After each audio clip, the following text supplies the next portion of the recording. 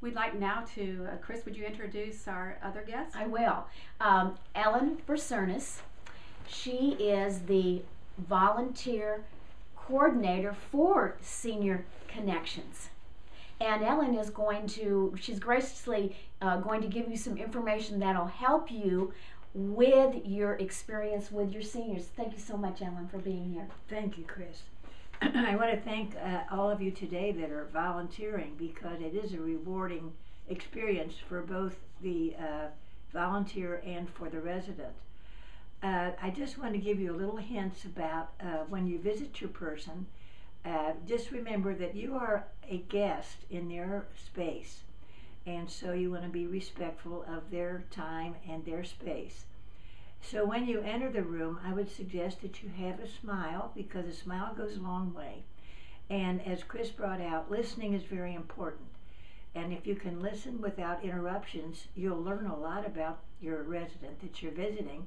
And you'll also find out that you share a lot. So sharing experiences is one of the ways you begin to communicate. There's two kinds of questions that you can ask your resident. One is called a closed question, and that would be like you would say, what is your favorite holiday? And they could just answer Christmas, and that would be the end of the conversation. But you want to focus on open-ended questions, which is, well, what kind of things do you do on your favorite holiday? Which opens up a lot of conversation. You know, that they're with their family, or they put ornaments on the tree, and there's all kinds of things that opens up between a closed and an open-ended question. So you might think about some of those things. Also, we have a little formula that I've used with other people because I do some counseling, and some people have a hard time with small talk. So there's a little formula that is actually T would be to talk about travels or the cold temperature, things that begin with T. Or then there's the next thing would be A, which we're going to use the word talk, would be activities. What are your favorite activities? What kind of things do you do here? Do you go to the beauty parlor? Do you listen to certain TV shows?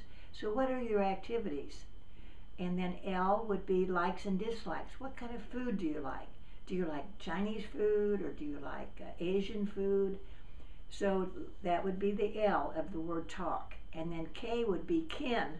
Can you tell us a little bit about your family? Were you the oldest child in the family, or the youngest child? So these are things that you can use to open up a conversation, because sometimes these people need a little encouragement to talk. They may be a little bit shy, and so this would be helpful to have a little formula. I also think that it's so important that you communicate a little bit about yourself. Just tell a little bit about yourself that you think you would like them to know about you. So there's all kinds of ways of communicating. You can communicate non-verbally by just your smile and your eye contact and your interest in them as a person. I really appreciate your offering your time, and hope that you look forward to doing this again sometime. I'm very pleased to know you. Ellen, do you have one more tip for us? Well, I do have a tip that I'd forgotten. People do like touching, and so there's appropriate touching and inappropriate touching, that I'm sure you know.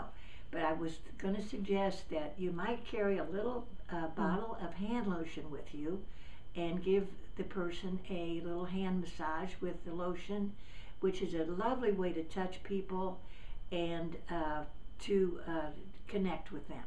So that's just a little tip. I want to have you have the tip. Okay. Thanks, Ellen.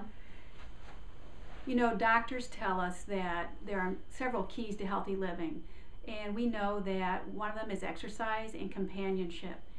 And through this volunteer experience, you're going to be providing one of the vital components to healthy living and to the happiness of elderly citizens in our community. So again, on behalf of Chris and Ellen and myself, We thank you for volunteering, and we look forward to meeting you in the future.